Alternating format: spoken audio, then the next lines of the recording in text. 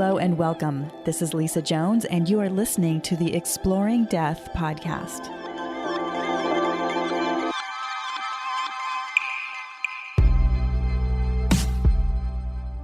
Hello and welcome to the Exploring Death podcast. I'm Lisa Jones, your host, and today I have with me Brant Huddleston. Hello, Brant.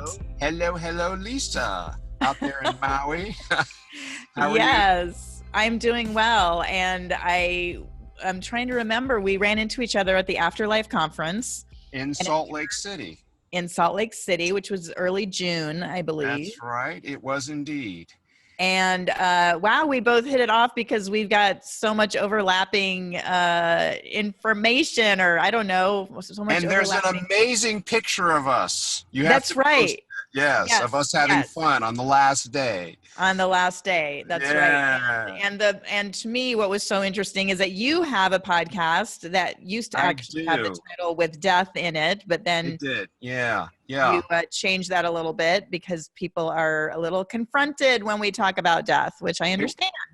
Well, exactly. Well, the first card, it's interesting, is grace, which the first card is always the blockage card. And I think that's it, right? Is that it's almost like there's just not enough grace in everybody's individuation. Like you're saying, I feel like in this time and this day and age with people waking up and really following their true heart's desire, it's really hard to come together in partnership and to be able to, I really find the grace here that might be missing for a lot of people is allowing everybody to grow into who they really are meant to be. And that's what happened with my ex-husband and I. We both still love each other dearly, but we just recognized that we weren't a good fit together anymore. And if I'm going to continue growing on my path and he on his, we need to allow that grace for people to move on. Yeah. And then the action card is to believe in yourself and to believe that, that yes, we are all one,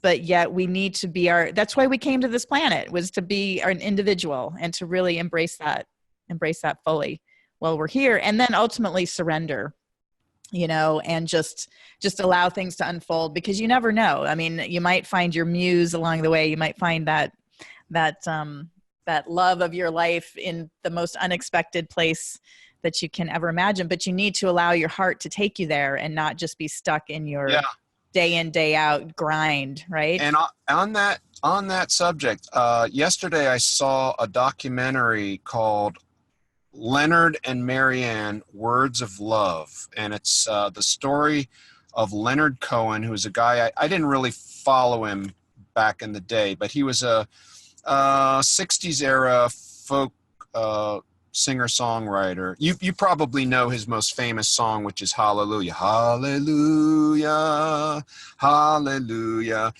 By the way, you can charge extra for that singing there.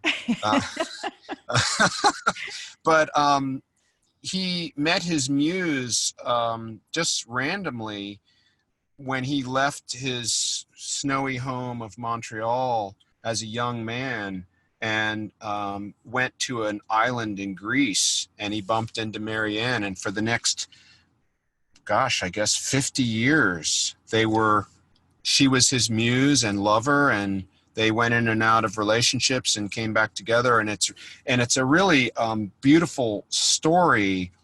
And in the end, they're both in their 80s and they're still connected. And, wow. And so you see them aging and having all these life experiences, and yet still having this really deep spiritual connection. It's a beautiful story.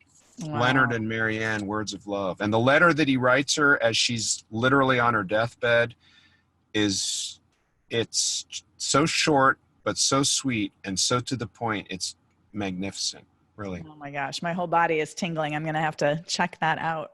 Well, thank you, Brant. Get your foot out of the AC outlet. That might help. Yeah. Well, thank you, Brant, so much. It's been such a fun conversation. And always. Livelier than most. Well, I'm still alive. Every day on the green side's a good one. That's right. That's right. And thank you for listening in today. And be sure to stay tuned, because I'll be pulling some cards for you up next. Bye, everybody.